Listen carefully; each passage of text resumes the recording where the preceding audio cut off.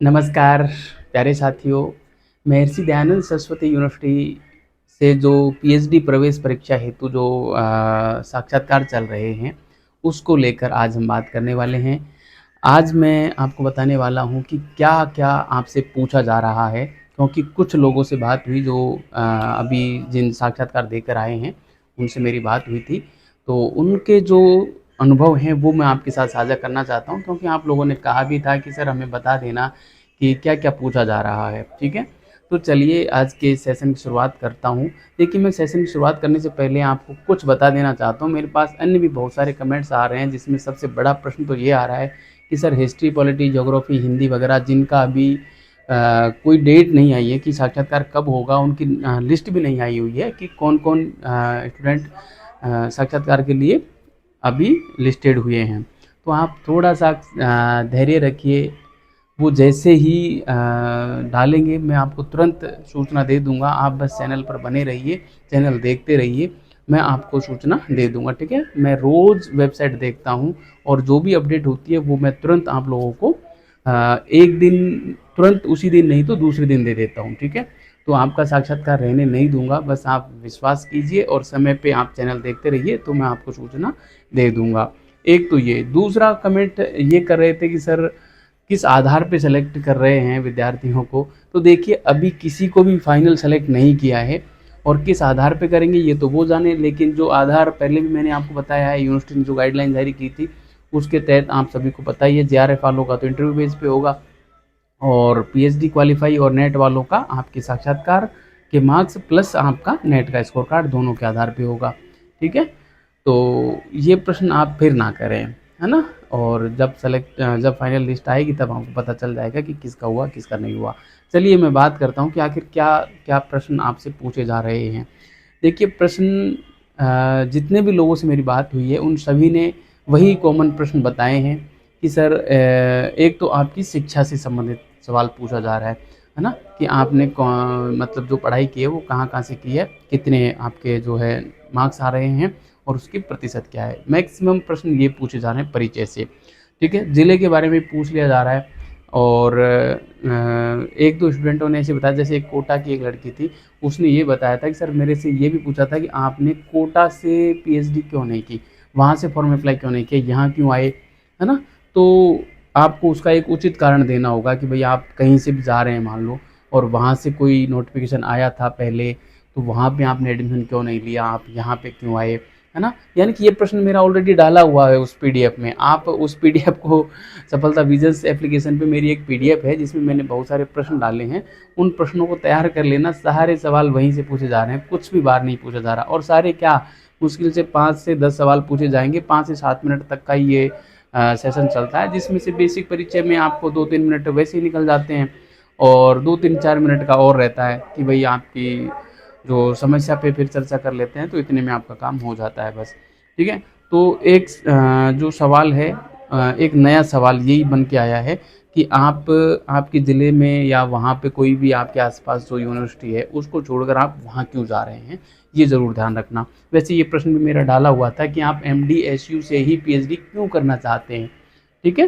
तो इसका जवाब आप ये भी दे सकते हैं कि सर एमडीएसयू का अच्छा नाम है, अच्छी फैकल्टी है और समय पे काम हो जाता है।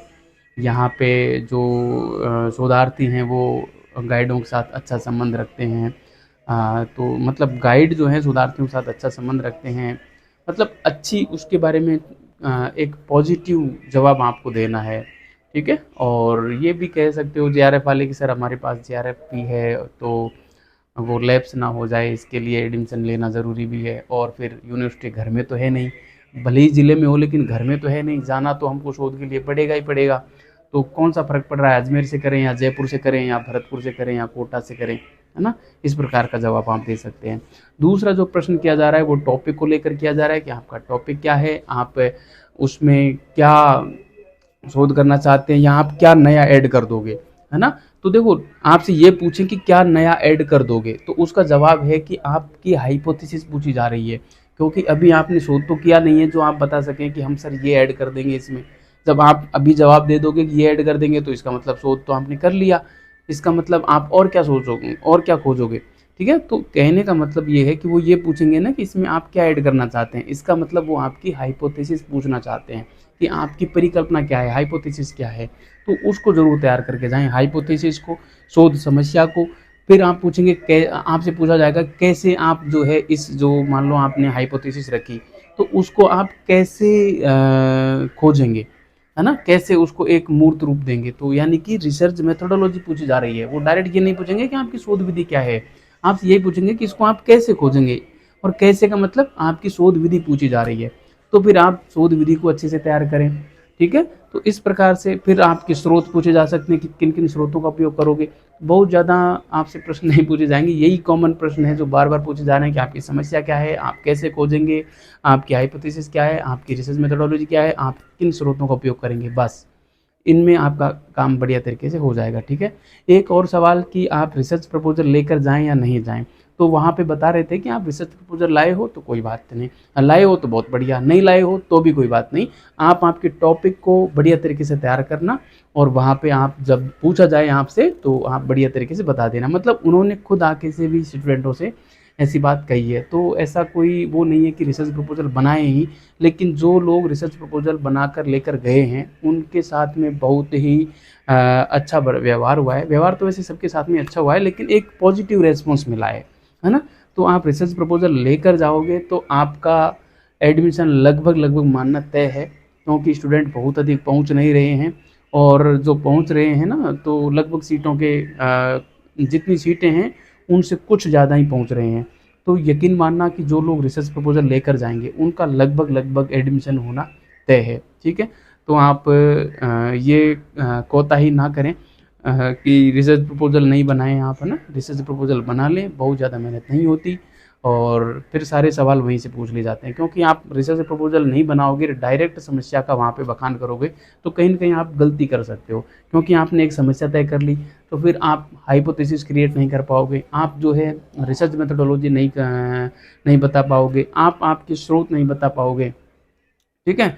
अब चूँकि आप लिखोगे, रिसर्च प्रपोज़ल बनाओगे, तो उसमें आपको सोचना पड़ेगा, लिखना पड़ेगा और जब आप इतना सोचोगे, लिखोगे, 2-3 दिन उस टॉपिक को पे काम करोगे, तो आप 5-7 मिनट वहाँ पे आराम से बोल सकते हैं, ठीक है? इसलिए रिसर्च प्रपोज़ल अनिवार्य रूप से बना लेना है। चलिए, आज का ये सेशन मैं यहीं रोकता हूँ। इसके अलावा आपकी किसी भी प्रकार की कोई भी क्वेरी हो, तो आप कमेंट बॉक्स में कमेंट करना, मैं हर कमेंट का जवाब दूँगा और हाँ, वो जो पीडीएफ है वो लेना मत भूलना। सफलता विजन्स मेरा एप्लीकेशन है, वहाँ पे जाइएगा और वो पीडीएफ को ले लीजिएगा। सारे सवाल वहीं से मिल जाएँगे। बहुत बड़े पीडीएफ नहीं है, 14-15 पेज की पीडीएफ है और करीब 50 एक प्रश्नों को उसमें समावेश किया है।